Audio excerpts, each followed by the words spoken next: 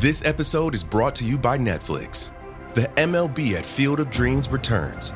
Bryce Harper and the Philadelphia Phillies face Byron Buxton and the Minnesota Twins at the iconic Field of Dreams ballpark. The field is calling. Watch the MLB at Field of Dreams game live on Netflix Thursday, August 13th at 7:30 p.m. Eastern, 4:30 p.m. Pacific. I wrote a little song to remind you, Choice Hotels get you more of the experiences you value. The Cambria Hotel's got it all. A rooftop bar, have a ball. Cocktails up here feel just right. Is Cambria amazing? All right. Bring a date, your team, or even your mom. Book direct at choicehotels.com. See you on the roof. Quiet Riot. Welcome to Quiet Riot B-Side, the deep dive companion to the News and Politics Thursday chat. I'm Andreou. And I'm Naomi Smith, here to change the record. And I'm Kenny, here to dive in before it's my turn and keeping an eye on proceedings to make sure we don't end up at the seaside. Now, yesterday we discussed Iran, Gaza, and of course, Ukraine and Russia. Today we plan to untangle the almighty mess of Spain's borders with Morocco to ask what happened, why it happened, and what on earth comes next.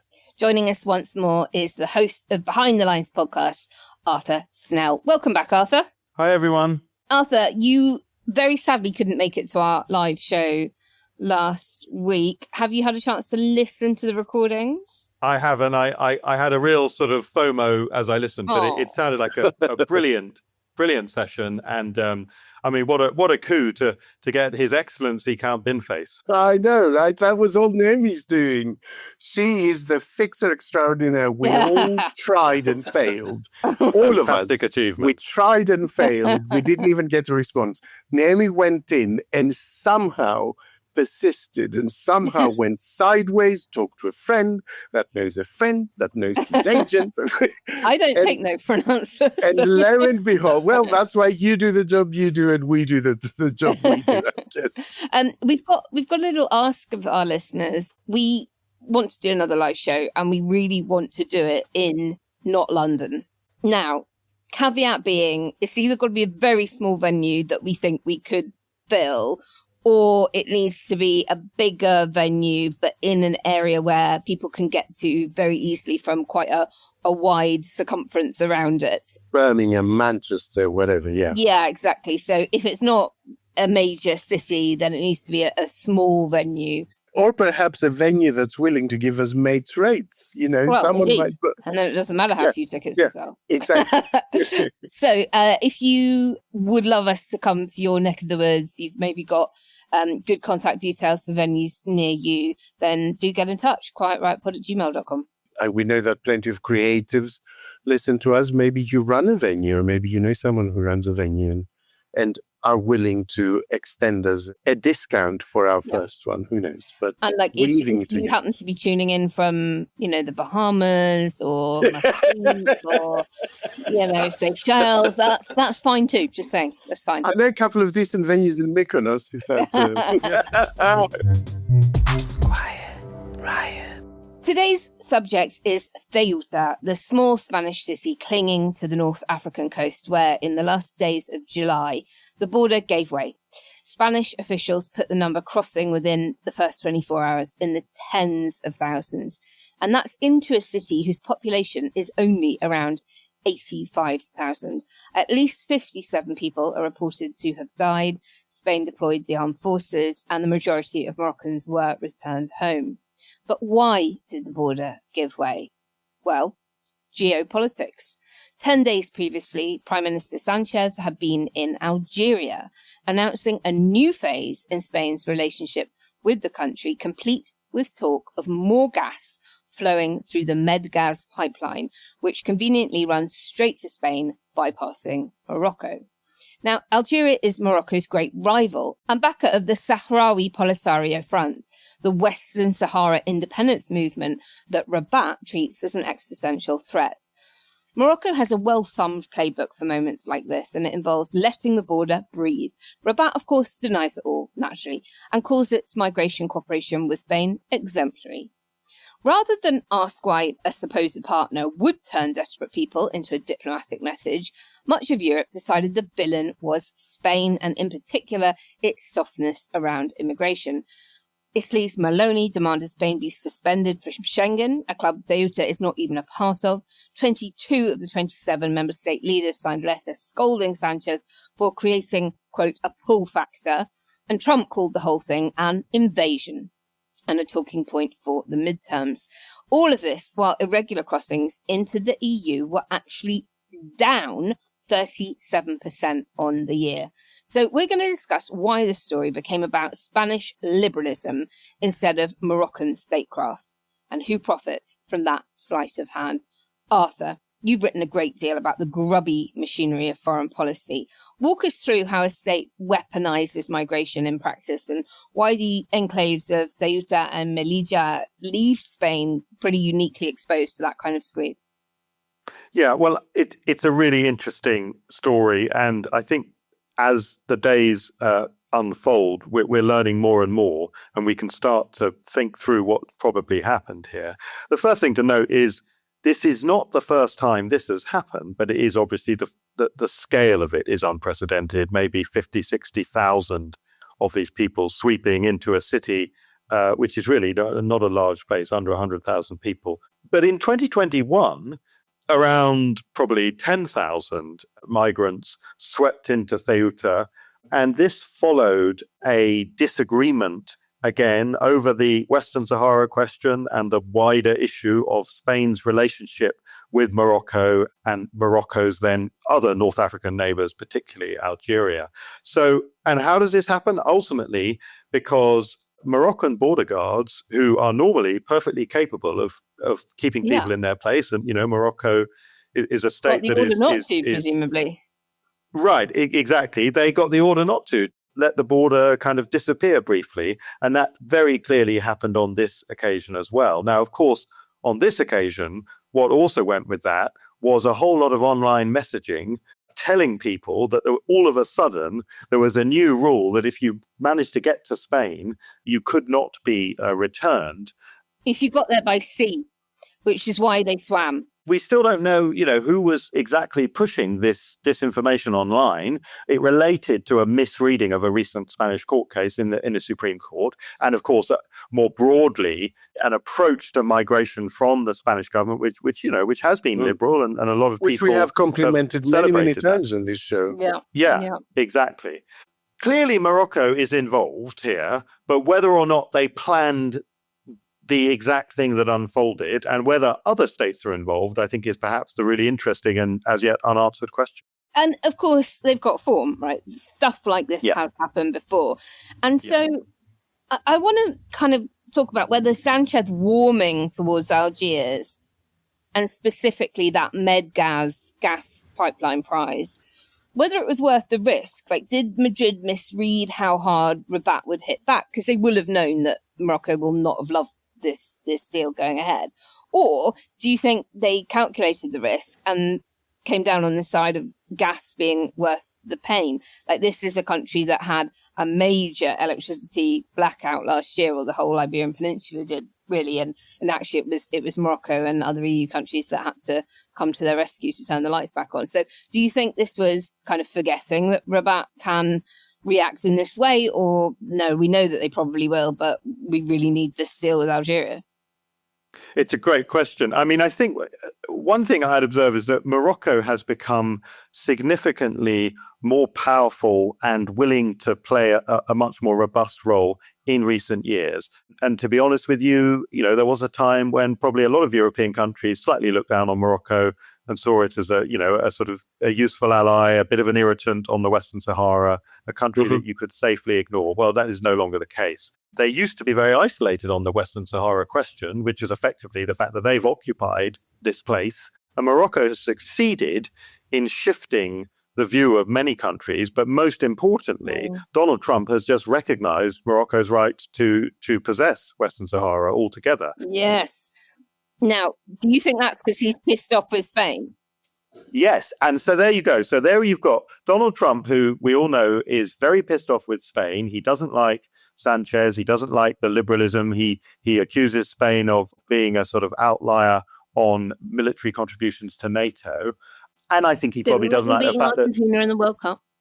Yeah, well, and the fact that Sanchez is a very good-looking, charismatic guy, and Donald Trump is an aging, obese sort of tangerine.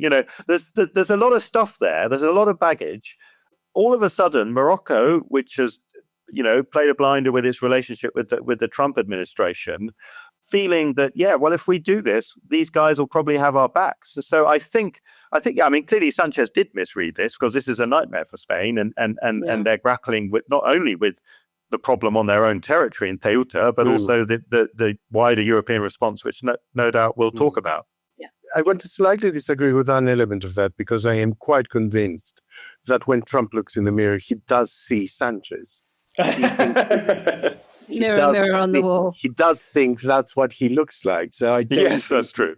he would be envious of any other man's looks at all. The only thing I wanted to contribute is that we have seen this play out between Tunisia and Italy, and also between Turkey and Greece, in probably the biggest instance of this almost weaponized mobilization of large waves of migrants. And what comes at the end of that particular rainbow every time is a big pot of cash. Eventually, Turkey was given a huge Frontex budget to deal with migrants on that side.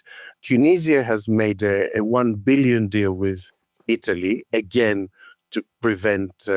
we are seeing it a little bit even play out between France and the UK, where the UK has had to pump resources into beefing up the French supervision of the beaches from which the inflatables used to launch, etc. So there is a point where you have to balance fairness, because I think countries being asked to deal with large wave of migrations, countries that are being asked to stop it at their end and deal with it there, do have a large financial loss by doing that, and you have to compensate that.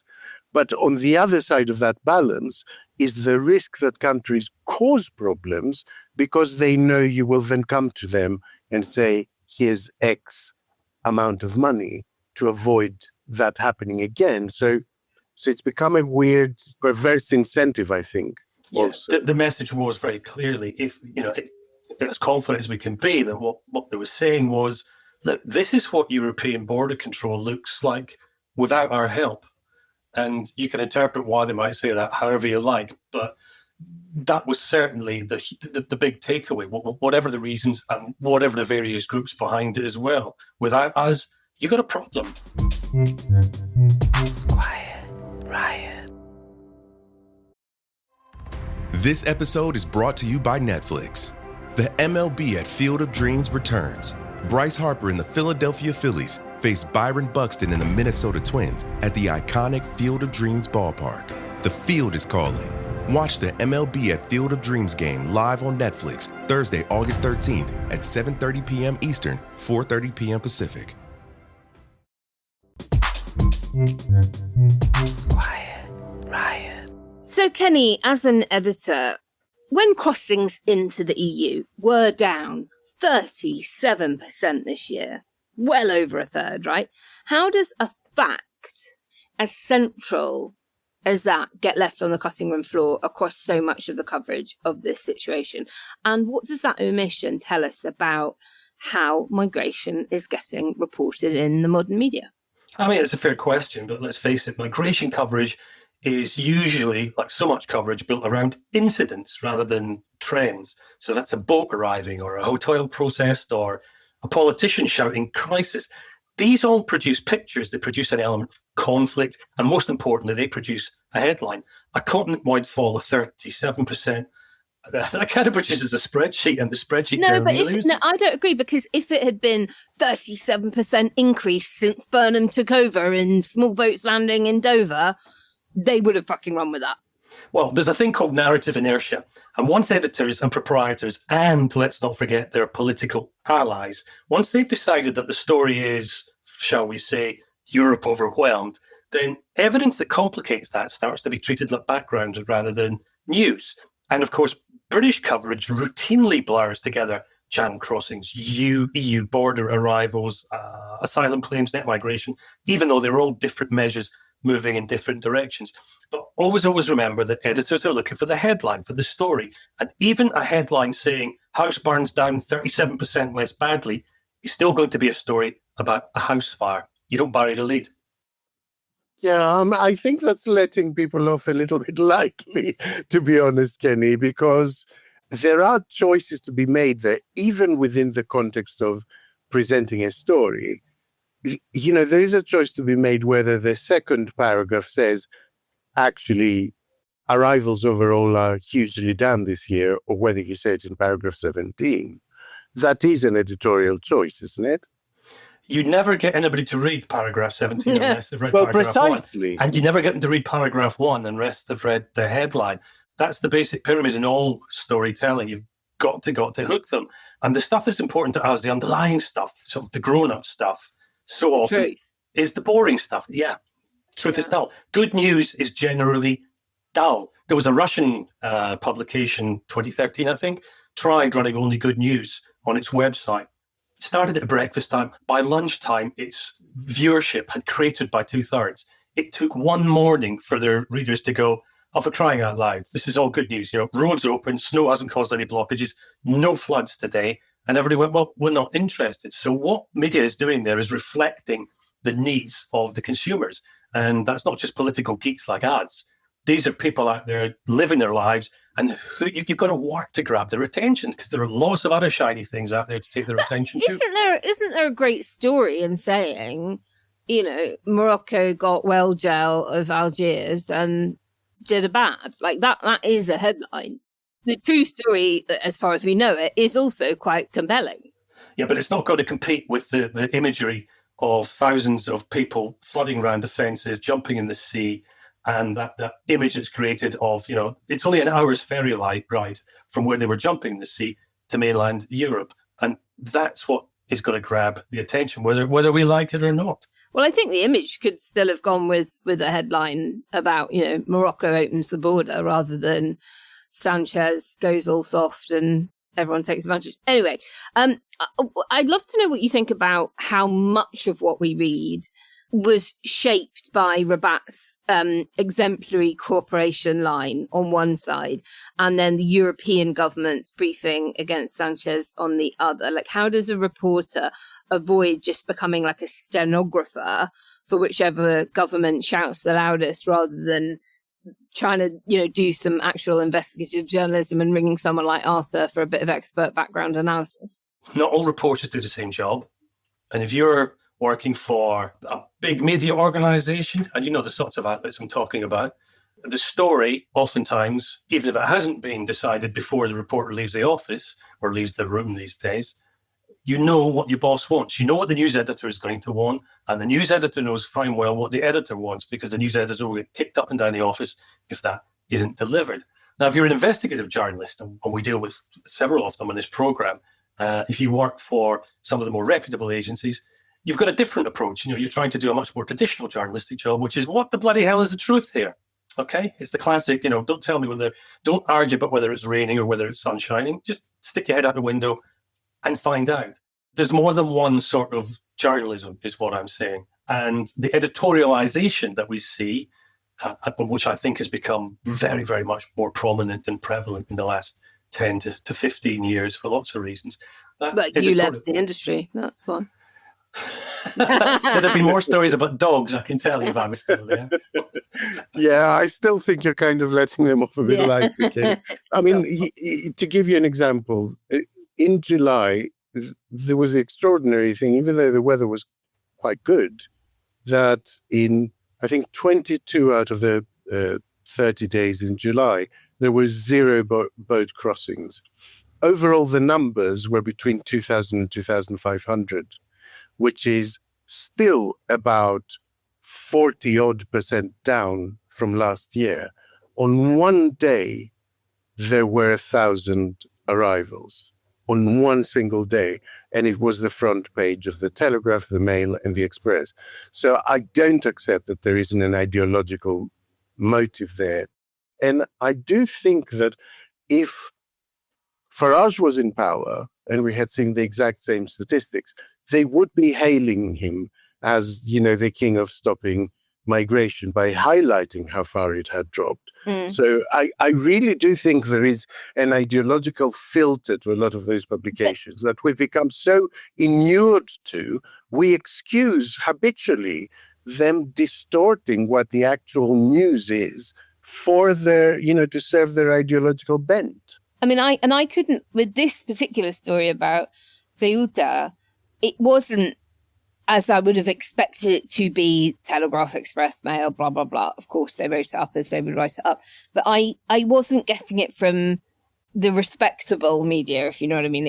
Even the BBC wasn't covering it in the way that we just have, or even close to it. It was all really going on the infighting amongst member state bosses, all trying to protect their own domestic voter base as being seen to be tough on immigration and tough on any leader who might be soft on it, rather than really, highlighting this much more strategic and long-running geopolitical tension between Spain and North African states and where allies lie, etc. So I think the truth probably lies somewhere in between the middle of both of your arguments on this. I think just on that point, there's one thing that's fair to say is that in any story, any news organisation doing its job will start with a big story, and the analysis always follows. On a show like ours, where we lean back a little bit and we try very deliberately to take some of the heat out, we often lead with the analysis. Somebody else has stuck the headlines out there, and we're reacting to the job they've done, sticking the headlines out there,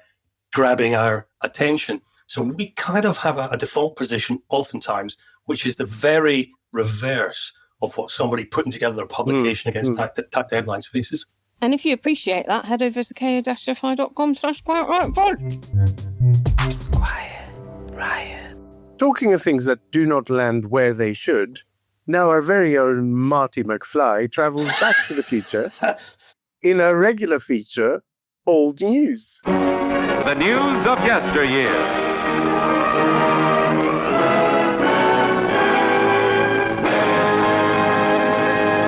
They don't get much older than Kenny. What have you got for us today? They don't get much more look than Kenny added, did they? Okay, so old news this week. Well, a 4-ton piece of a SpaceX Falcon 9 rocket crashed into the moon, we think, this week, which made some scientists really very excited about what we could learn from the impact, made a whole bunch of other scientists very alarmed about yet another piece of junk littering what is our favourite satellite. Definitely not cheese, the headlines tomorrow. Going straight to the analysis, that's what I like about you, Alex.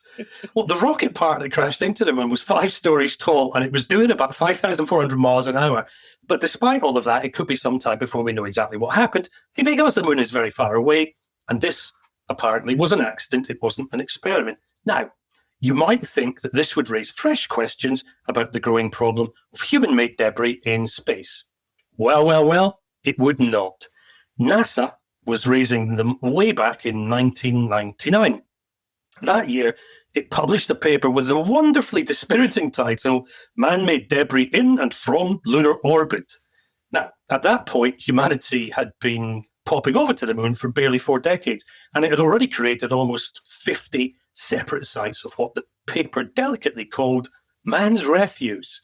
And NASA warned very seriously that with more countries and with private companies heading into space, somebody should probably establish rules before things got out of hand. And one proposed solution was the creation of what they called lunar equatorial dumps. I'm just popping out for a lunar equatorial dump. Nurse, the telescopes, put them away.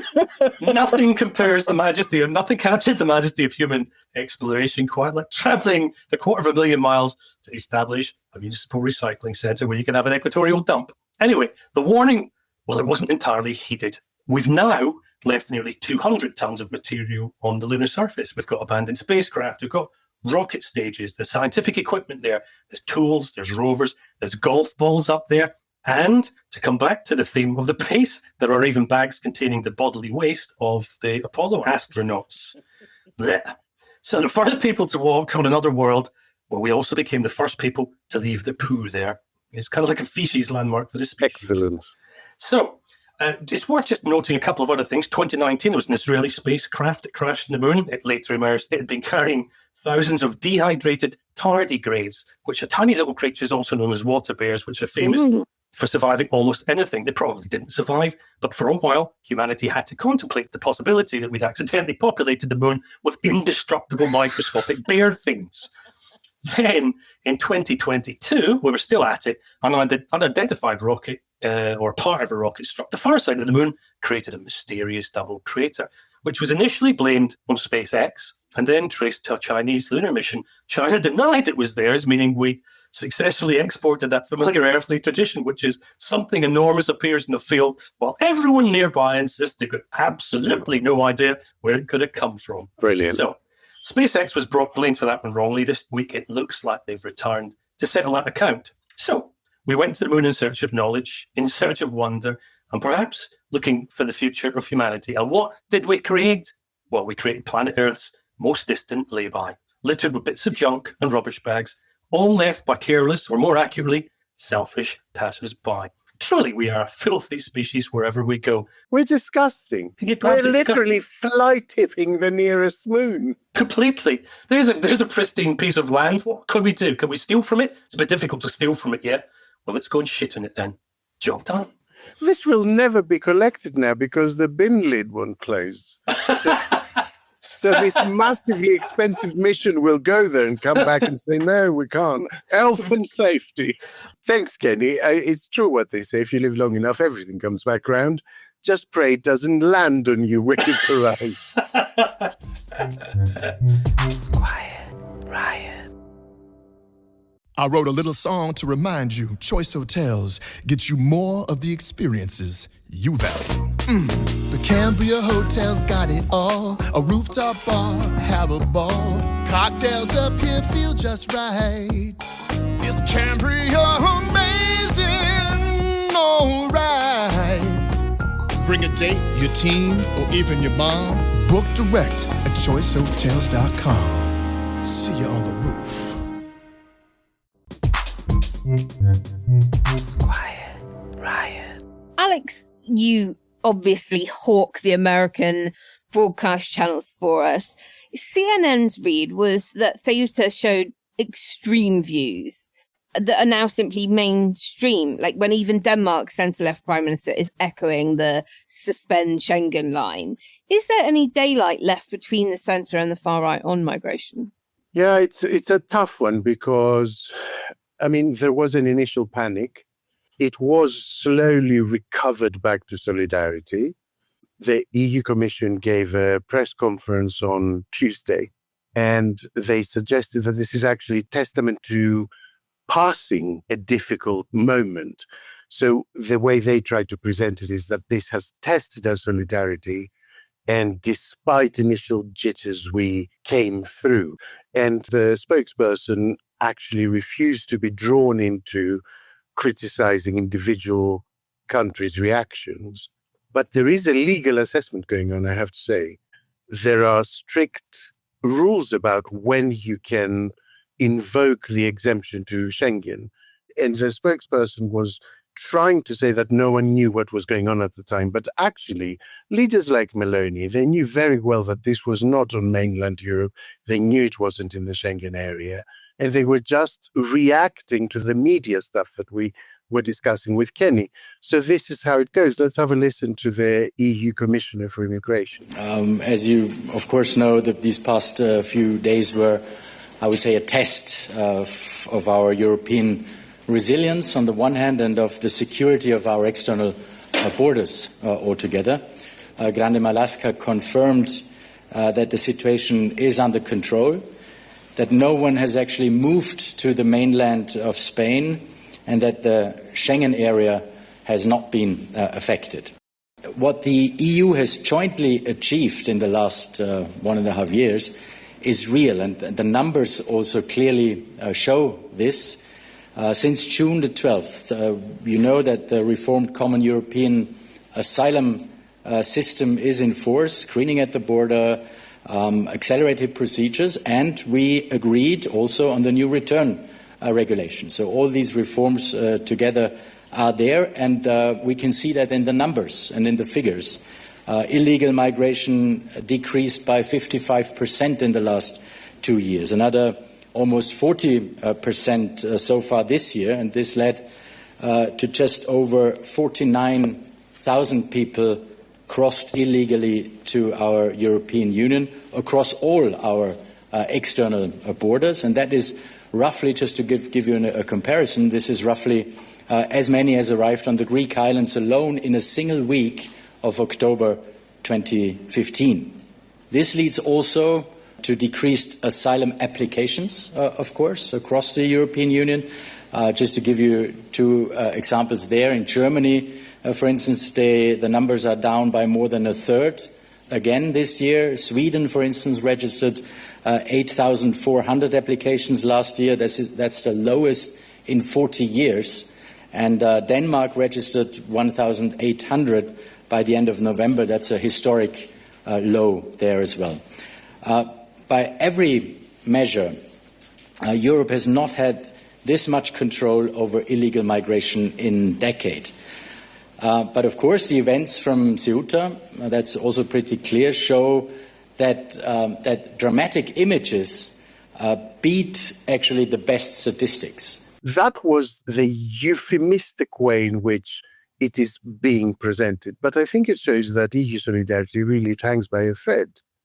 Because I think in most countries there is either a hard right government or there is a government facing significant challenge from the hard right?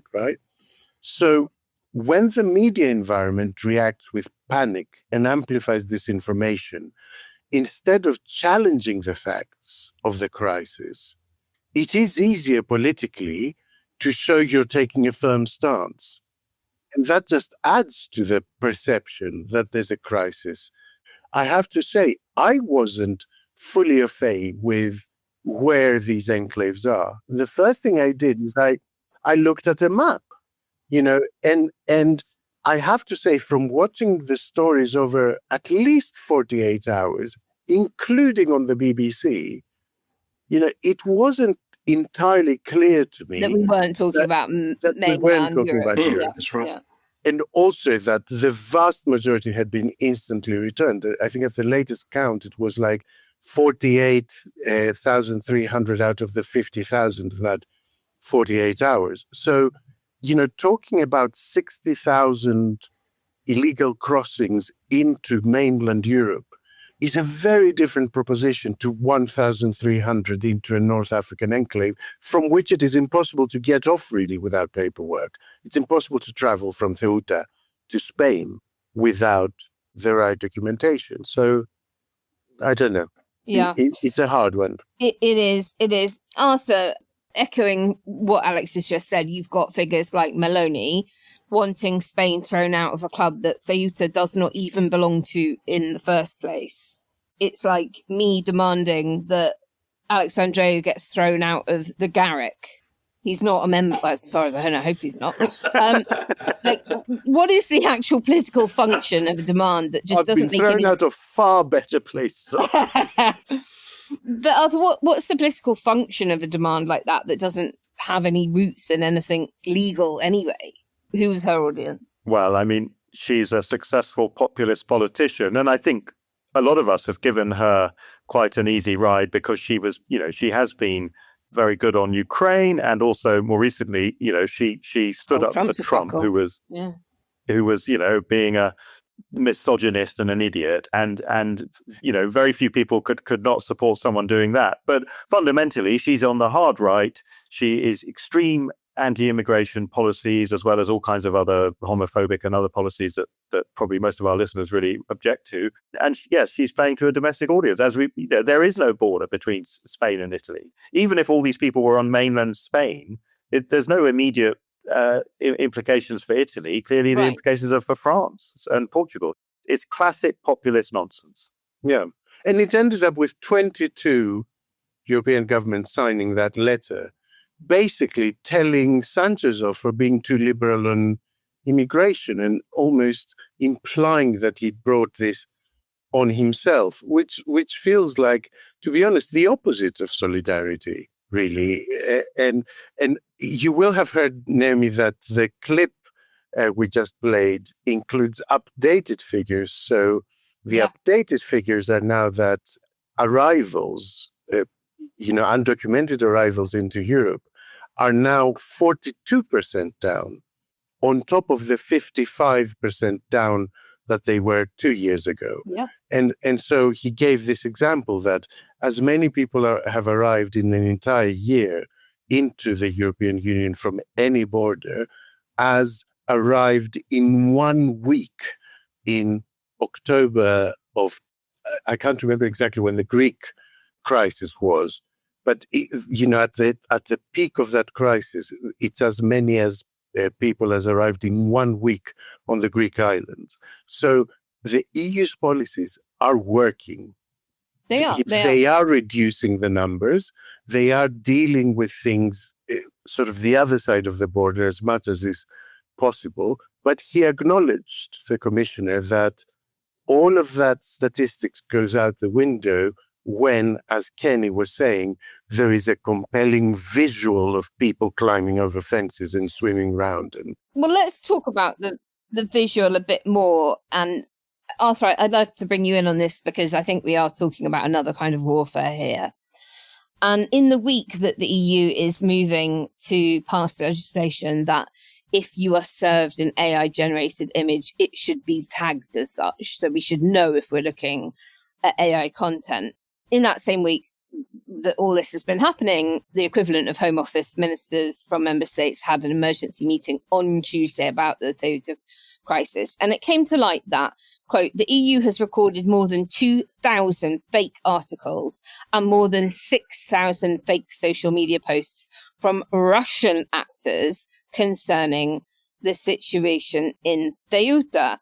So, while they are themselves busy bemoaning Spain for being, loose on its own borders when actually, the culprit was Morocco opening them, almost certainly, they are still acknowledging that other fake news is intolerable and bad and out of control. And kind of amplifying it, actually. Well, by reacting in the way they did.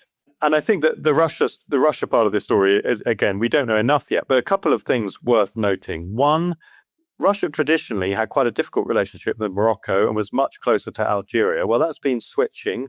As I mentioned earlier, Morocco has been very good at kind of recruiting great powers to its side. It's got the Americans fully on board, and Russia is shifting. It abstained in a recent UN motion on the Western Sahara when it had been expected to support an Algerian motion. There's a lot of movement there. And then the other thing, which is very interesting, is just a couple of days before this crisis unfolded, Morocco sold a massive cargo of gasoline to Russia. Russia, of course, has got a fuel supply crisis because of all the Ukrainian targeting of its refineries.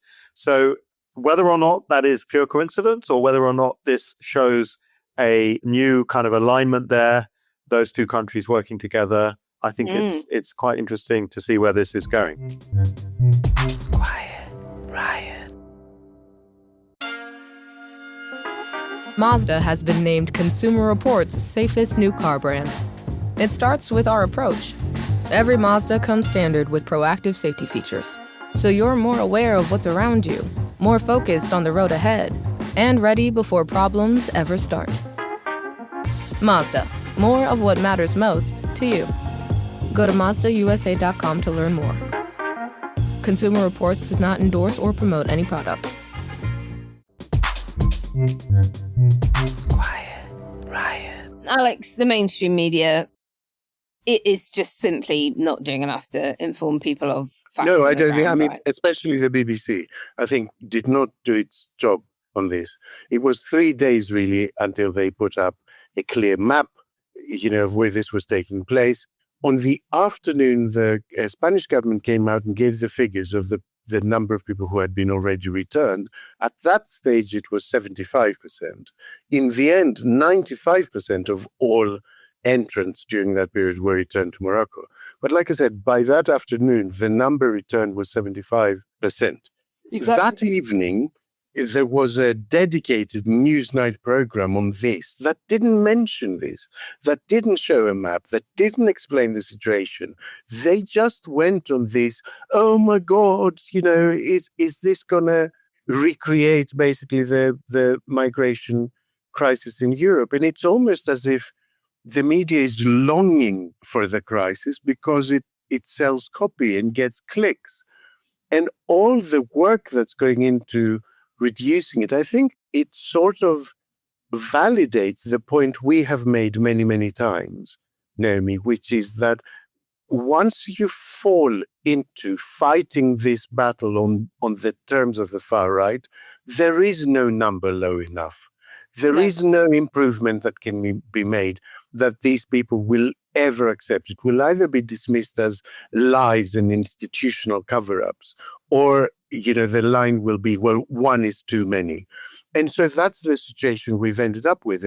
And of course, out pops Zia Yusuf to Ceuta to interview, I imagine, as many people as it took, until he found one person who said, England, I want to go to England. I'm here in Ceuta, the exact place where you saw those extraordinary scenes. 60,000 Moroccan men stormed the beaches here, stormed Spanish territory. Let's go talk to them. I don't speak English. I don't. Why did you come here when you did? Because for best life, for good life, for mother, father. Yeah. So it's very hard in Morocco. Yes. So where would you like to go? Do you want to be here? Would you like to be in Spain, or do you want to go elsewhere in Europe? No, Europe. I have go to Europe. You want to go to Spain? I have go to England. You want to go to England? English is fun. Morocco, no. Anything, no Morocco.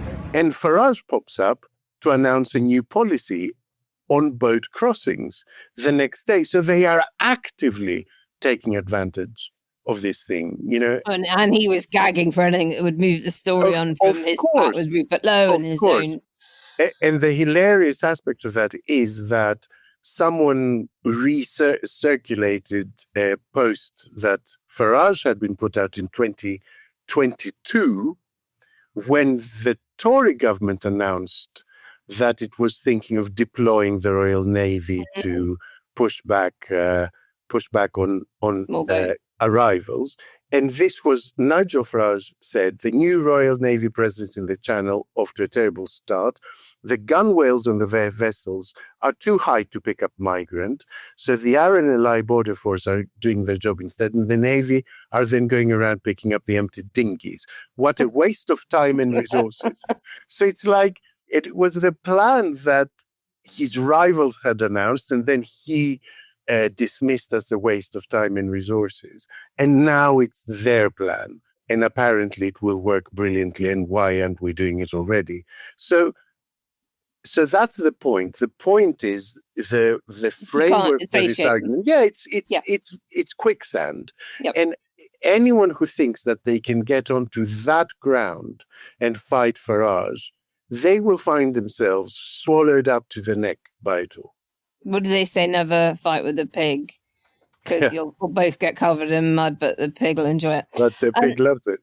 Kenny, 57 people died, right? Tens of thousands have been turned into props in arguments that are between people many thousands of miles away from them. Amid all the noise about Schengen and Sanchez's so-called pull factors, how do we keep the actual human beings at the center of all of this? And has anyone emerged with credit from this? I mean, I would argue actually Pedro Sanchez has.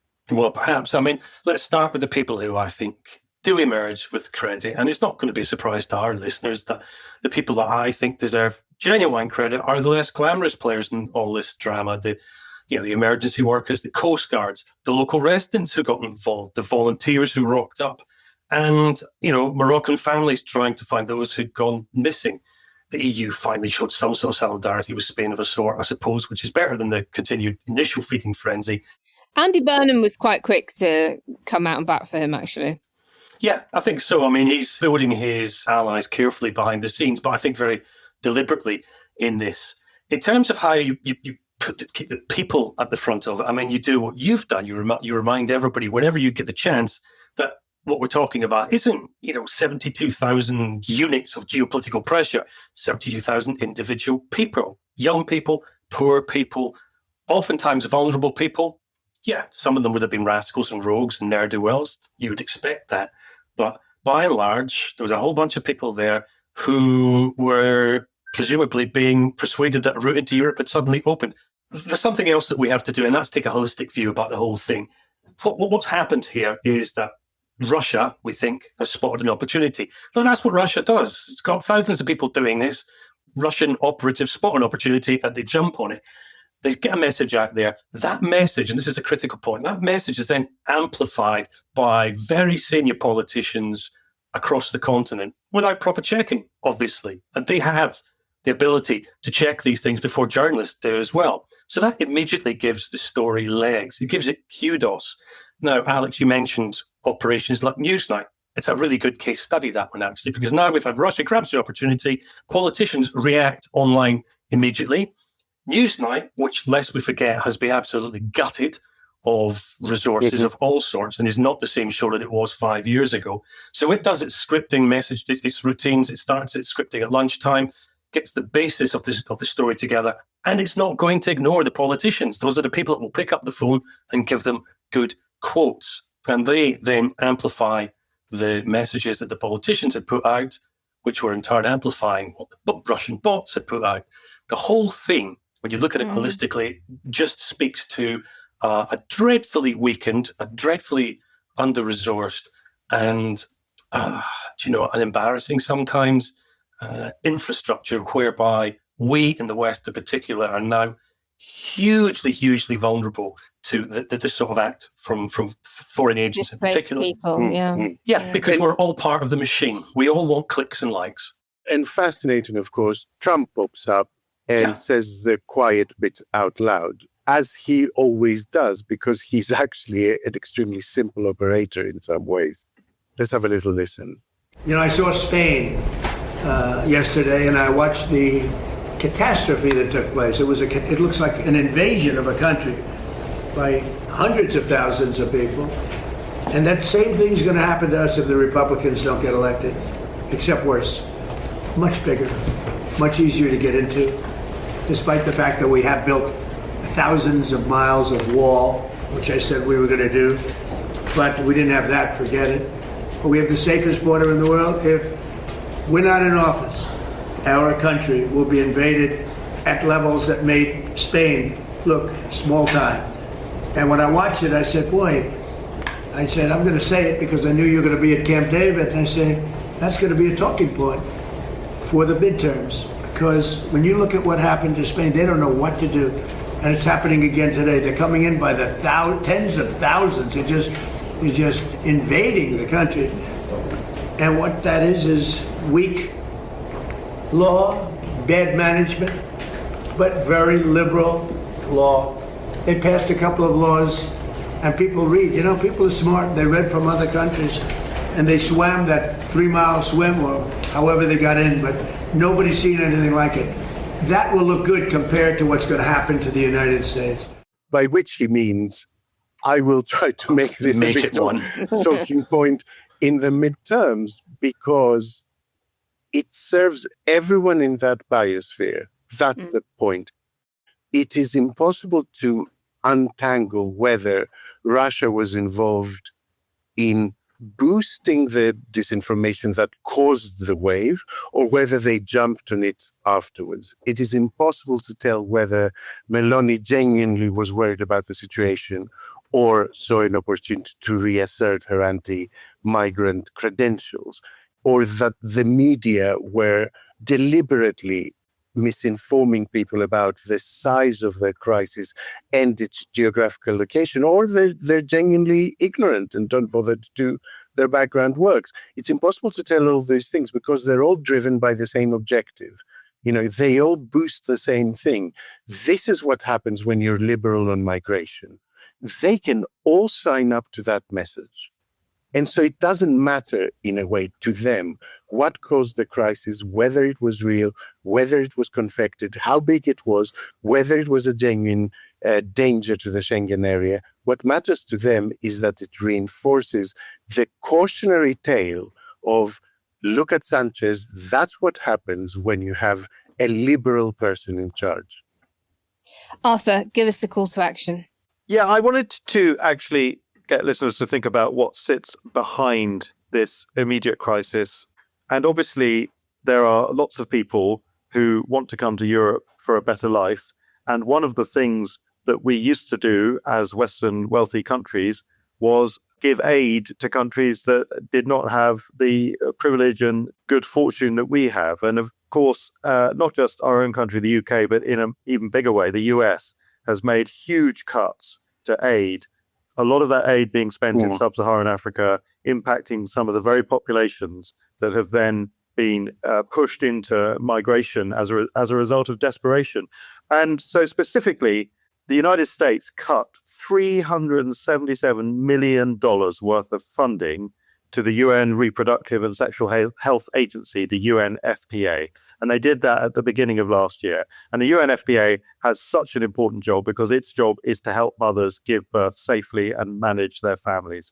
And the devastating cuts that have occurred to that, it's almost mind-boggling. There's a documentary that's just landed on YouTube. It's actually produced by the Independent newspaper called Hard Labor, and looking at countries in Africa where the risks to mothers giving birth are hideous. And that's because of choices made by Western politicians, those same politicians who are trying to build ever higher walls. So my call to action is very simple. Watch this documentary. As I say, it's on YouTube, Hard Labor Inside the Global Crisis Killing Mothers and Babies. And if you feel inspired and you're able to, consider donating to the UNFPA. We'll drop a link in the show notes. Quiet Riot. To wrap up the show, it's time for a good news story to relieve the sense of nihilism that might be felt by listeners after that onslaught of far-rightery. It's time to grin and share it. Good news is welcome to me. Bad news is hell come to me. Good news. I want good news. And this week we decided to let our guest, well, he's not really a guest anymore, choose. What have you got for us, Arthur? Well, as you know, I recently wrote a book about the climate crisis and geopolitics. And of course, we've all been living through an unbelievably hot summer, a disturbingly hot summer, and the pictures of wildfires and all the rest of it. And so I actually wanted to go back to some basic and sort of immutable facts that are around that and hopefully just raise a little bit of morale. A couple of facts that we don't hear much about anymore is one, that the world is probably past the peak of CO2 emissions already. So we're already there. Now, of course, what needs to happen is that we need to head to net zero quickly. Countries need to decarbonize. A huge amount of changing needs to occur. But it's important to note that we are already on the downslope. I think that's a really important factor. I didn't know that. That's wonderful. Another part of that story is the fact that obviously, a major part of this is China, and China as a major industrial power, obviously it has become the world's biggest CO2 emitter. And of course, China still relies quite heavily on coal power, which is very dirty. But China's own CO2 emissions have now been flat or falling for nearly 2 years. And what's really interesting about that is that it is doing that while it still has a growing economy. China, of course, has a growing industrial economy. And this is actually unprecedented in human history, or certainly in the post-industrial revolution, that we normally have a situation where if you are the world's greatest industrial power and your country is growing economically, your CO2 emissions are also growing. And we've broken that link now. And actually, China itself is it is building new coal power stations, but it is not seeking to expand its use of coal. It's building the power stations as a kind of baseload measure, a bit like in this country where we rely on gas. Now, again, it would be great if they had a lot less coal, and they are headed in that direction. So I wanted to say all this, not because I want listeners to think I'm somehow not worried about the climate crisis and think the problem is solved, but really to say that actually the solution is in front of all of our faces, and also the technologies that we need for the solution already exist. No one needs to invent some magical new way of generating energy or, changing the way we live. For me, that is something that is actually an incredible good news story. And the people who don't want you to know this are, of course, the oil lobby, the big oil, people like Donald Trump, the climate change deniers, including all the ones in British politics and so on. They want you to think it's hopeless, because then we'll just carry on doing what we're currently doing, spending money. Exactly, consuming fossil fuels. And in fact, we don't need to do that. And humanity has the capability and the power to change it. And we're already arguably starting on that journey. Can I just chuck a figure in here? Because I wrote about this a couple of weeks ago. And not that many years ago, China was producing 80% of its electricity from coal, from fossil fuels.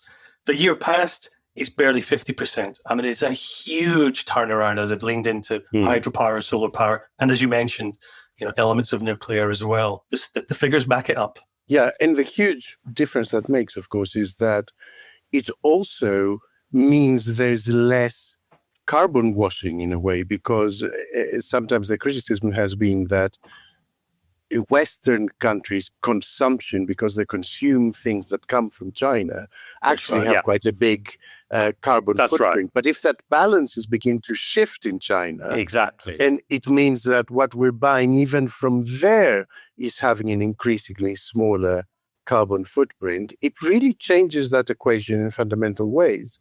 I will put a link to the article you suggest, Arthur, in the show notes. I will put a link to what you wrote as well, Kenny, if you want.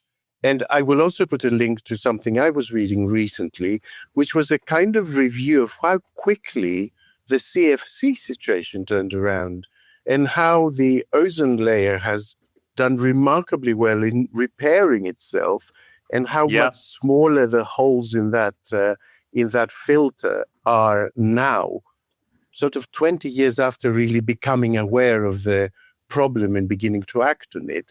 So just to underline your point, Arthur, that when we decide to act together, really we can do quite remarkable things, and nature repairs itself quite quickly after that. Quiet Riot. And that is a wrap on this week's B-side. Another huge thank you to Arthur for joining us again. Well, thank you for having me. I really enjoyed it. And an even bigger thank you to everyone tuning in at home or from holiday somewhere gorgeous. Don't forget to subscribe to Arthur's show, Behind the Lines. Link will be in the show notes. Now, we've been plugging the live show for the past few weeks, so we've been a bit lax at encouraging you to become a paying customer. So do head over to ko-fi.com/QuietRiotPod to help us restock the coffers. It helps us to keep bringing the shows to everyone at the same time, regardless of their ability to pay. And if you can't stretch to that, do us a solid and share your favorite episode with a pal. We'll be back at the weekend with Sunday school. So, until then, keep calm and carry on writing. But as ever, do it quietly. We love you lots. Bye. Bye. Bye.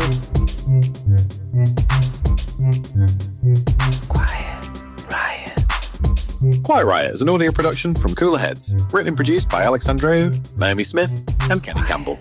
Music by Mariana Sangeeta, artwork by Simona Canellu, and edited by me, Alex Reese. Quiet Riot. Hey, it's Ryan Reynolds here from Mint Mobile. Now, I was looking for fun ways to tell you that Mint's offer of unlimited premium wireless for $15 a month is back. So I thought it would be fun if we made $15 bills. But it turns out that's very illegal. So there goes my big idea for the commercial. Give it a try at mintmobile.com/switch. Upfront payment of $45 for 3 months, $90 for 6 months, or $180 for 12-month plan required. $15 per month equivalent. Taxes and fees extra. Initial plan term only. Greater than 50 gigabytes may slow when network is busy. See terms.